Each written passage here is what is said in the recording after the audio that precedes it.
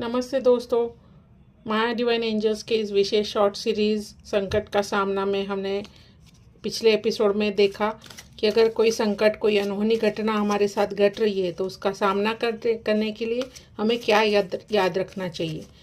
और आज के इस एपिसोड में हम देखेंगे कि अगर मैं किसी संकट में हूँ, कोई अनहोनी घटना मेरे साथ, मेरे अपनों के साथ घट रही है, तो ऐसी कौन सी एनर्जी है जो मुझे मदद कर सकती है। डिवाइन एंजल्स कृपया मुझे भी बताइए, आपकी टैरो सखी को भी बताइए और हमारे व्यूअर्स, सब्सक्राइबर्स को भी बताइए कि उन्होंने संकट के समय किस एनर्जी की मदद लेनी चाहिए, कौन सी एनर्जी रखनी चाहिए। कार्ड पुल करते हैं। 10 ऑफ वैंड्स। ये एनर्जी दिखा रही है कि हो सकता है कि संकट के समय, जो कि ऑब्वियस होता है, नेचुरल होता है, कि आप थक गए हो, एग्जॉस्ट हो रहे हो और आपको लगता है अभी बस मैं इसके आगे झेल नहीं सकती या झेल नहीं सकता।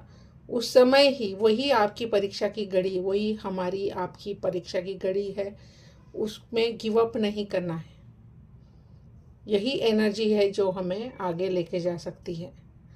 सबसे पहले हमने देखा कि संकट के समय हमने याद क्या रखना चाहिए, सीख याद रखनी चाहिए, वो था पेज ऑफ कप्स, यानी कि अपनों का प्यार, अनकंडीशनल लव हमने याद रखना चाहिए। वही है जो सोर्स, वो हमें संकट का सामना करने की शक्ति देता है। और एनर्जी क्या बता रही है कि रुकना नहीं है, रुकना नहीं है, थकना नहीं है।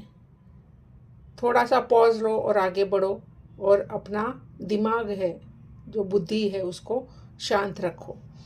दूसरा क्या है, हम पूछते हैं डिवाइन एंजल्स से। डिवाइन एंजल्स कृपया बताइए कि अगर संकट के बाद जो लेसन है, संकट के समय का जो लेसन है, वो क्या है, उससे क्या लेसन हमें मिलता है, कृपया बताइए।